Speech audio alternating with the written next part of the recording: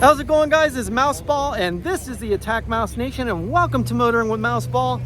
And guys, we're back at Fuel Fed Fort Lauderdale, and right here, Jasmin is here. We have Cole with his Veloster, we have El Blanco Diablo, and we have my new friend George, and he brought his race prepped Abarth to Fuel Fed. So right here, this car is fully race prepped, ready to go. He was running the Toyo R888s on it, but he's running some street tires for now. But obviously the back is completely gutted out.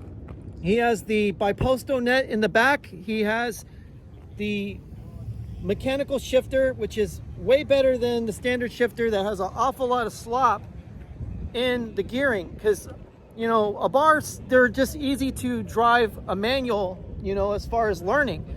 But they're not exactly the most precise shifter. So you kind of want a bolt action style shifter to go through the gears when you're going through the corners on a racetrack. So that way you can actually get the proper feedback from the transmission, from the tires, and be in the right gear at the right RPM at the right time.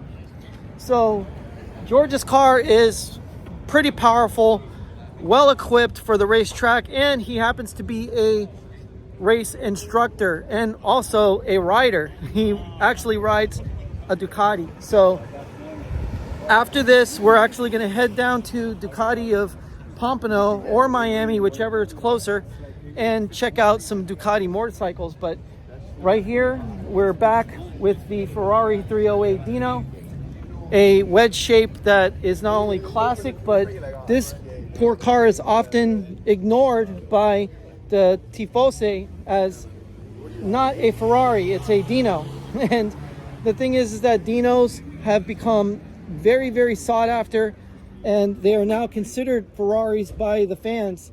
So as far as I'm concerned, a 308 Ferrari is a 308 Ferrari, regardless of the vintage. And then we have this Jensen Healy. Now, this is a gentleman that I met in the previous video from about 2 years ago, and he's done a amazing job with this car. I mean, the paintwork is immaculate. This is just an incredible vehicle. I mean, Jensen Healys are not often seen. They're quite rare when it comes down to it, but you can see how all these British cars are literally like tailor-made suits. They are tailor-made to the driver. They are driver's cars, period. And you can see how the slant four-cylinder, actually, yeah, it's a slant four. I almost thought it was a 5, which would have been really crazy. But you have the Weber carburetors. You know, the oil filter is in a very unorthodox, you know, position, like right across from the starter, which is kind of funny. But it's a very bare bones Spartan car that's just made for driving. And obviously we have our, you know, usual run of Porsches, which are mainstays, BMWs, which are mainstays, but this one right here is very special. This one has the Alpina wheels. It has individual throttle bodies with like 6 air filters on it, which is really crazy. And it has factory bucket seats. Factory bucket seats. So this is a BMW CSL. I believe it's a 6 Series, the 3.0 CSL. And these cars were made specifically for racing. Like, you have this big aerodynamic wing on the back, which is almost like a biplane, you know, because you have a duckbill that filters the air one way, and then you have the actual spoiler, which keeps the downforce planted for the rear wheels. You know, it has adjustable camber plates, which is a necessary must when it comes down to it, and the catch can right there out of welded aluminum, which always looks beautiful when it comes down to it. Braided hoses. I mean, the car's really well put together and definitely a track worthy car. But there's always a mix of old and new here at Fuel Fed Fort Lauderdale. Like, of course, there's nothing like a Lotus Elise. And this one right here is the Exige model, which it is turbocharged.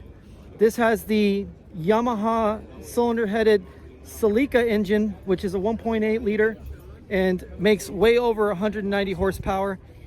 You've got only carpets inside, some suede, and some really amazing looking seats that look like they come out of a Porsche GT3 Cup car.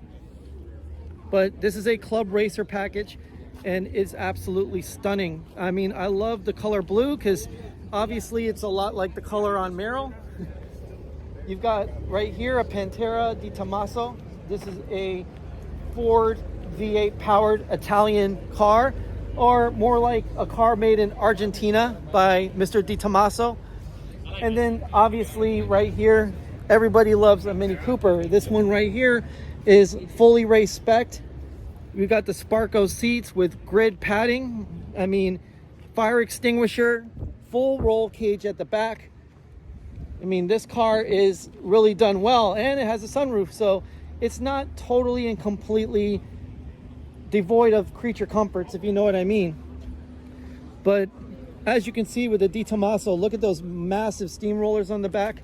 I mean, just the whole stance of the car and the width of the car is what makes it exotic. I mean, and back in the day, if you saw a Testarossa or a Countach,